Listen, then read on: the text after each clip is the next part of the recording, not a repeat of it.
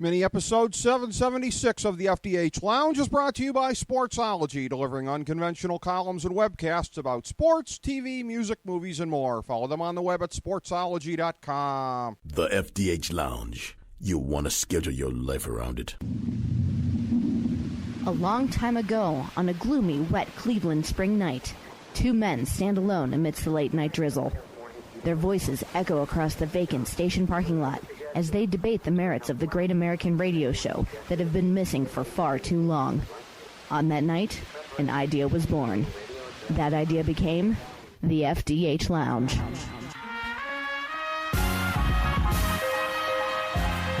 Welcome to the FDH Lounge. Welcome to FDH Lounge mini episode number 776. This is FDH managing partner Rick Morris here with an abridged version of our NFL Week 9 preview. Due to scheduling constraints, my man Kyle Ross is not able to join us this week, but I have his picks as always.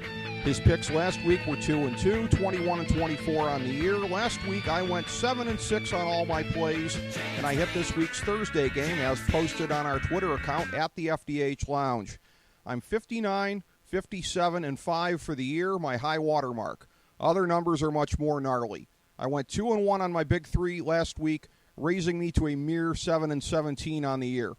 I missed on my lock pick last week, as has been the case each week now. Moving right along. Arizona, Chicago, Cincinnati, Houston, New England, and Washington are on the bye. We open with Jacksonville at Kansas City, with the Chiefs laying 7 points down from an initial 8. Kyle is on the Jags, and I am too, feeling that the usual bump that comes with a new offensive coordinator can help this team to get by after hitting rock bottom against Tennessee.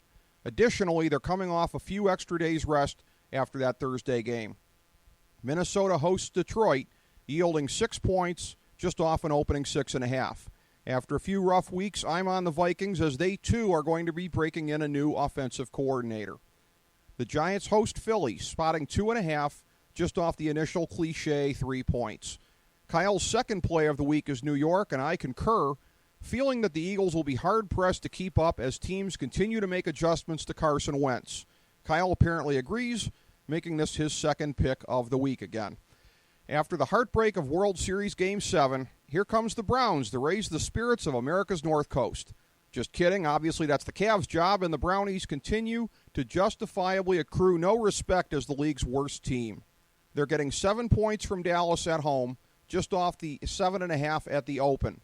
Nevertheless, Cleveland is Kyle's third pick of the week, and I will actually join him on this, feeling that Hugh Jackson will have enough tricks up his sleeve for this occasionally respectable offense to buy a backdoor cover. Miami plays host to the Jets, giving 3.5 points up from the obligatory opening field goal. The Fish have all the momentum, which, contrary to Kyle's assertions, does exist.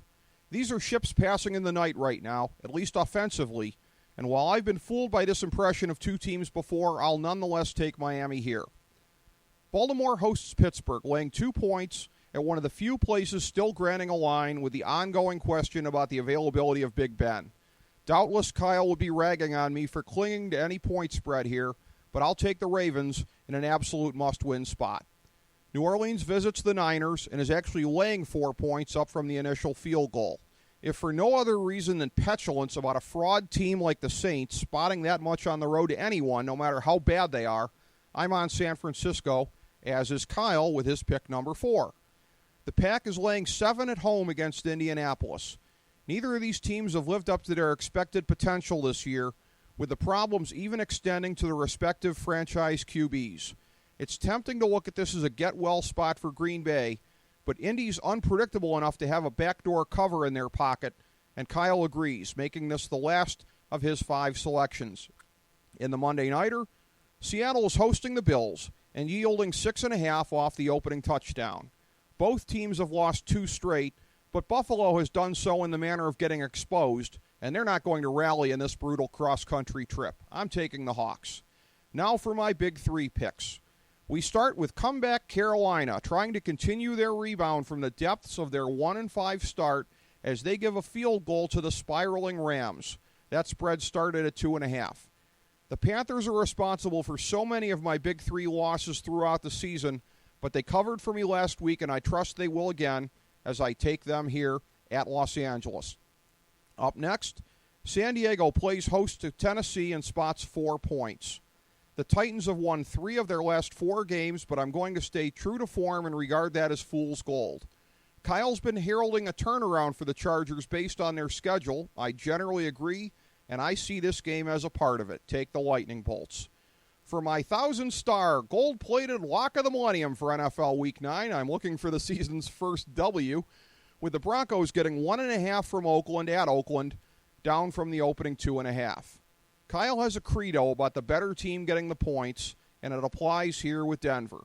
Additionally, although I picked the Raiders to make the playoffs this year, I regard their pace as unsustainable, and I see the correction starting here. So my lock is Denver, with my other big 3 plays being Carolina and San Diego. Kyle's 5 recommendations are Jacksonville, the New York Giants, Cleveland, San Francisco, and Indianapolis, all of whom I actually agree with. There's the kiss of death.